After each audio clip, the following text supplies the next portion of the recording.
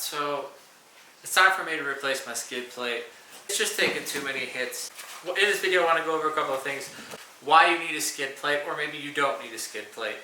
Which one is the right one for you, and I will show you how to take a universal skid plate such as this one and make it fit your motorcycle. If you're intimidated by these modifications, just try. They're very easy. They actually make it easier for you.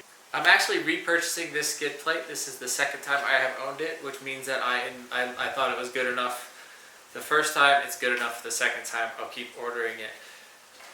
I would have used an Acherbys OEM skid plate, but I can't. The person that owned the motorcycle before me did not use a skid plate and absolutely destroyed the frame. The stock mounts don't work because there's supposed to be a bolt hole here and a bolt hole here, but you can see that the previous owner just absolutely thrashed these. So the mounts that would be used to hold the skid plate on, the OEM skid plate, are no longer there and they're no longer usable. So I have no choice but to use one of these universal skid plates. That doesn't bother me, I'm okay with it.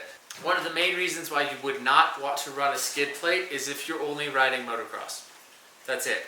If you only ride motocross on tracks, no rocks, the bottom of your bike isn't going to be bashing up against things, you don't need a skid plate. There's just no reason for it. They're really light though, so me personally, I would definitely run a cheap light skid plate even if I was riding motocross, just for peace of mind. Like if a rock is thrown up and hits your engine casing, this is a heck of a lot cheaper than a new engine case. Something I didn't go over, and I feel like it is important, is the different types of skid plates or under protection. Obviously you have the OEM one, which KTM sells. It bolts directly up onto your frame, assuming that your frame has no damage. Mine does, therefore I can't use it. The second type is going to be this universal style, and it should pretty much bolt up into, you have two different options. It'll bolt up into pretty much any bike that obviously the manufacturer says. There are multiple different types of materials. I prefer to go with the plastic material simply because that plastic slides over rocks. I have used, and on my Yamaha XTZ actually, I have an aluminum skid plate, and when you hit a rock, it catches, and you can definitely feel it like kind of catching.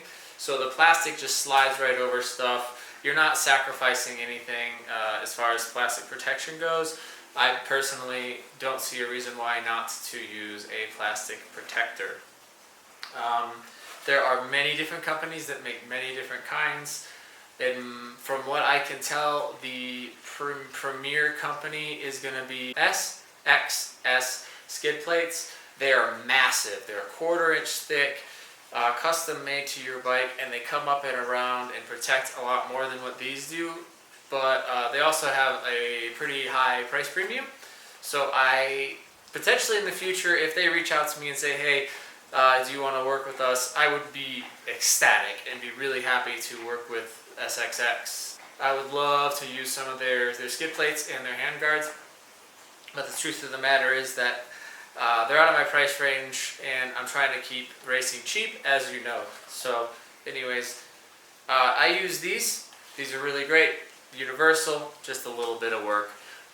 Now I'm going to use the GoPro here to show you a kind of a top-down view of this.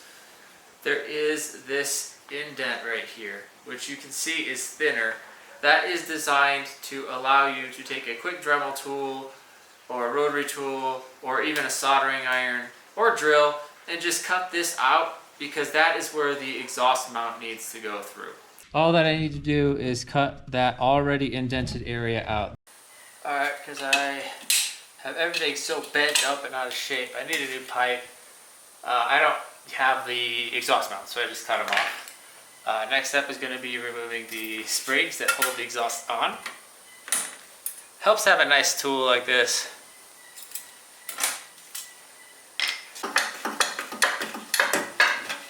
Alright, exhaust off. Now you're just going to need a pretty basic kit. Something like this works just fine. Gotta take this off obviously before you can put it on. I feel like that's pretty self-explanatory, but you know what? First time for everyone, right? You take this piece right here You put it in like that. It's really important you don't cross thread these. But I feel like that kind of goes with everything. You're not going to tighten down the first bolt right away. You want to kind of get it just close. Pretty straightforward. After you get the cutting this section out, it all kind of makes sense. It should be easy. If you have a nice straight exhaust, it's not too bad.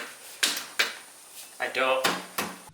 So hopefully you have a better understanding of how skid plates go on and what they're used for. Honestly, when I first started riding, I had no idea that I would end up using a skid plate. So yeah, I genuinely believe that you would never bottom out, but clearly I bottom out constantly, and having a nice plastic skid plate to keep my engine, my frame, my starter motor, all those things protected so that I don't end up stuck on the side of the trail is always a good thing.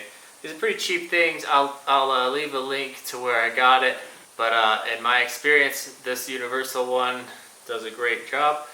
But as for right now, I'm just going to put another 200 hours on this one and let her rip. Thanks for watching.